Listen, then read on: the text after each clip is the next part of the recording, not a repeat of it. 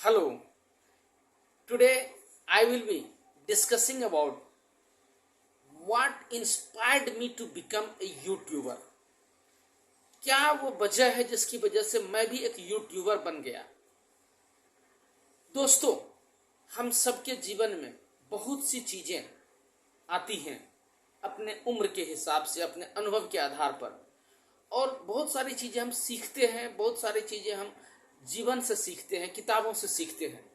और हम सबके पास कई सारी ऐसे स्किल्स होते हैं जिसका इस्तेमाल दूसरे लोग भी कर सकते हैं। ऐसा मुझे प्रतीत हुआ पिछले कुछ महीनों से, जब मैं कई सारे सफल लोगों का YouTube चैनल स्टडी करने लगा, उनको सुनने लगा, देखने लगा, तो मुझे YouTube के बारे में एक बहुत ही अच्छी जानकारियां मिली, अच्छा अनुभव मिला कि यह एक ऐसा ओपन प्लेटफॉर्म है, ये एक ऐसा ओपन प्लेटफॉर्म है वर्ल्ड वाइड, पूरी दुनिया के तहत, जहां आप अपने विचारों को, अपने अनुभवों को, अपनी दक्षता को, अपनी स्किल्स को, अपनी टेक्निक को, जो भी आपके पास है कुछ खास, उसको आप यहाँ रिकॉर्ड करके एक एल्बम बना सकते हैं। रिकॉर्ड करके आप अपने चैनल में अपलोड कर सकते हैं। यह एक ओपन एल्बम बन रहा है, जिस एल्बम से मुझे लगा कि खुद मुझे भी आने वाले समय में बहुत फायदा होने वाला है। और हो सकता है, मुझे नहीं पता, कि दुनिया में भी बहुत सारे लोग, आज 6 अरब से ज्यादा आबादी है पूरी दुनिया की, उसमें से कुछ ऐसे लोग जरूर होंगे, हो सकते हैं कि मेरे विचारों से, मेरे अनुभवों से, मेरे स्किल से उन्हें भी कुछ ज्ञान मिले, कुछ फायदा हो। और यह एक विचारधारा जो मेरे अंदर आई, जो मैंने दूसरों के चैनल को वॉच करते हुए उससे जो जानकारियां मैंने इकट्ठा की, तो मुझे यह लगा कि हमें भी अपने अनुभवों को रिकॉर्ड करना चाहिए। और यहां से मुझे इंस्पिरेशन मिला। जैसा कि मैं अपने जीवन के बारे में कई बार सोचता हूं कि मुझे लगता है कि मैं एक छोटे से गांव में पैदा हुआ। मेरे पिताजी एक मजदूर किसान लेवल पर थे। वहां से हम एक ग्रामीण स्कूल में, गवर्नमेंट स्कूल में पढ़ाई किए।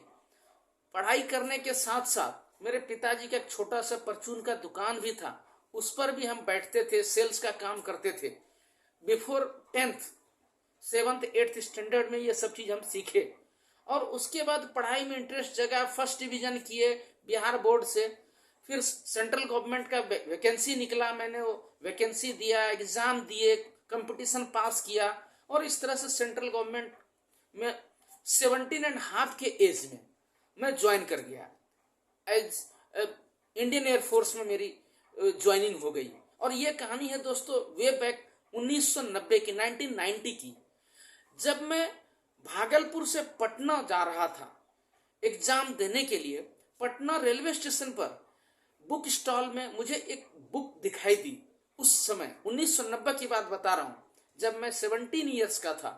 और उस किताब का नाम था आप क्या नहीं कर सकते। ये शॉर्ट मॉडर्न सीरीज की बुक है।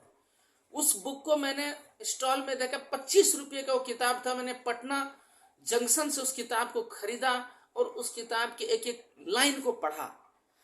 और वो किताब मुझे इतना इंस्पायर किया कि एक इंसान क्या नहीं कर सकता है। उस किताब को मैं अपने साथ, जब मैं भारतीय वायुसेना में ज्वाइन किया, उसको साथ में लेकर गया। और कई बार हमारे ट्रेनिंग के दौरान जब हमारे दिमाग में कुछ डिमोटिवेशन, डिमोरलाइजेशन आता था, मैं उस किताब को निकाल करके रात में अकेले में पढ़ता था। 2-4 चैप्टर पढ़ने के बाद मुझे फिर इंस्पिरेशन मिलता था। और उसके बाद जब हमारा ट्रेनिंग कंप्लीट हुआ, हमने जो है ओपन एजुकेशन सिस्टम के माध्यम से, ओपन यूनिवर्सिटी सिस्टम के माध्यम से ग्रेजुएशन किए, टेक्निकली ग्रेजुएट बने हम, बीटेक इलेक्ट्रिकल इंजीनियरिंग किए। उसके बाद हमने जो है, हमारा इंटरेस्ट ह्यूमैनिटीज में भी था, मास्टर्स इन पब्लिक एडमिनिस्ट्रेशन भी किए, एमबीए के भी कोर्सेज किए। और ये सब हम कर रहे थे किस लिए? कि और ज्यादा कुछ बेहतर जीवन बनाने के लिए। जिस लेवल पर मैं ज्वाइन किया था उससे कुछ और बेहतर लेवल में चाहता था जीवन में।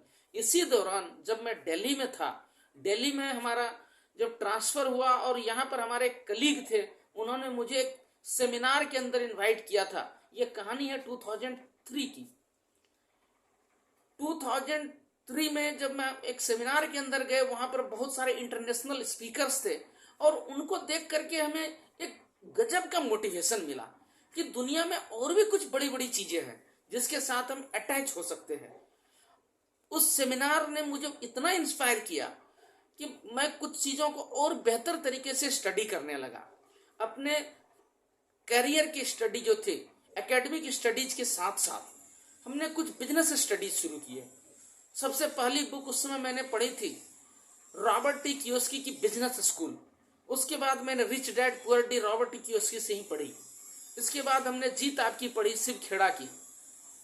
इसके बाद हमने जो है magic of thinking big big, बड़ी सोच का बड़ा जादू, ये किताबें पढ़ी डेविड जे स्वार्ज की।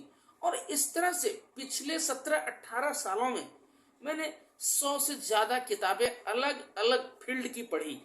अपने एकेडमिक एजुकेशन के साथ साथ बिजनेस से रिलेटेड, लीडरशिप से रिलेटेड, मोटिवेशन से रिलेटेड, देन कुछ किताबें हमने हेल्थ एंड वेलनेस से रिलेटेड पढ़ी और उस पर हमने बहुत सारी चीजें हमने सीखी। इसी दौरान हम कुछ अपॉर्चुनिटीज के साथ ग्रो करते हुए इंटरनेशनल ट्रिप्स गए।